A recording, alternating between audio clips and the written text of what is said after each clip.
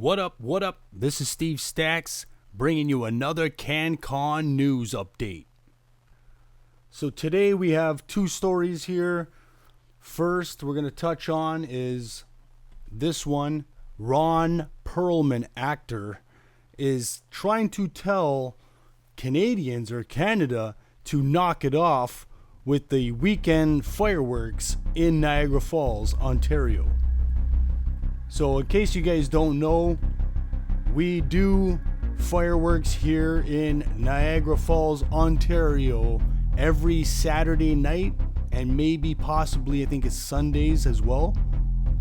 Only during like June and July months. But I think it's like Saturdays from 10 p.m. to 10:30 p.m. or 11 p.m. It's a 1 hour show or less. And they're quite extensive. There's quite a bit of them. They're really big and loud. And they are, I guess, right over the falls. So it's not really on our side, or we're not shooting it onto the American side either. But I'm sure the American side can hear it. Now, this actor here, you guys already know, he's famous for films like Hellboy and I guess TV series Sons of Anarchy. He's basically trying to rally up a petition here and get people to sign this petition and get Niagara Falls, the city of Niagara Falls, to stop our fireworks. Now, he does state something in here that pyrotechnics also release toxins, including lead, carbon monoxide, aluminum, sulfur, all of these that are really harmful pollutants. And, you know, I agree with that. You know, it's definitely harmful, but it's just as harmful as, you know, any one of your movies that use, you know, explosions or pyrotechnics. You know, it's okay for you to use them to make $1 million salary. But if we're going to use them to, you know, celebrate or to entertain our people, you know, that's not okay. We have to listen to an American, because this guy is born in New York. He is an American actor, you know, and he's trying to tell us that we shouldn't do fireworks, right? Because of the pollutants. But in the end, half of your movies had to use fireworks or explosives, which are just as bad. So, you know, it's kind of contradictory what you're trying to do here. So I don't agree with his statement that much, you know. In other news, some of you may have already heard that Canada Post is threatening another strike.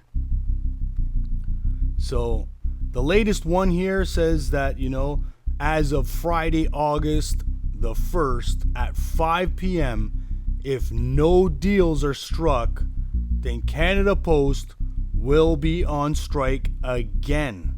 Yes, again. And it just goes on to detail further here. Unfortunately, in this case, the uncertainty would continue, especially in the immediate aftermath of the vote. We hope this is not the position we are in, as we know this ongoing and extended labor uncertainty is having a significant impact on your business. And it does, because, you know, we're already being impacted pretty hard here with the tariff situation. So we're trying to only, I guess, deal with Canadians.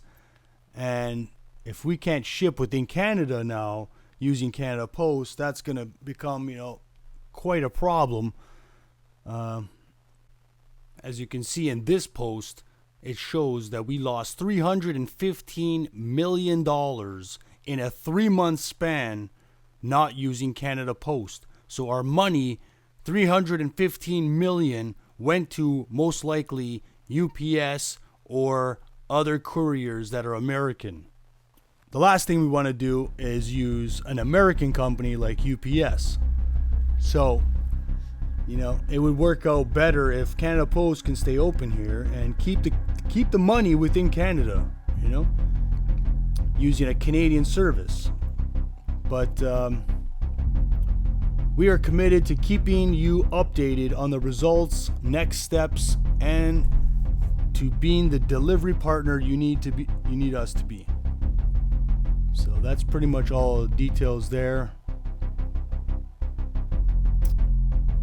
So just to state, it is the union asking for more pay, essentially.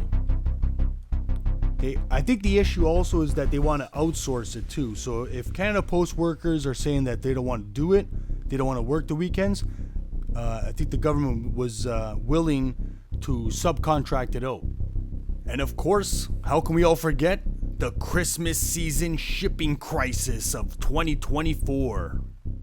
So we can see here, this one was a post from November 8th, 2024, where it lasted right through Christmas, and it affected a lot of people sending Christmas gifts, and there were some pretty upset people at that time period.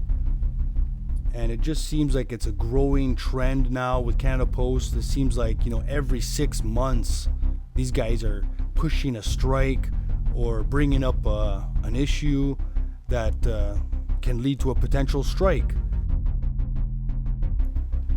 So, as this video comes to an end, we all hold our breaths until August the 1st. I'm Steve Stacks. Thanks for watching.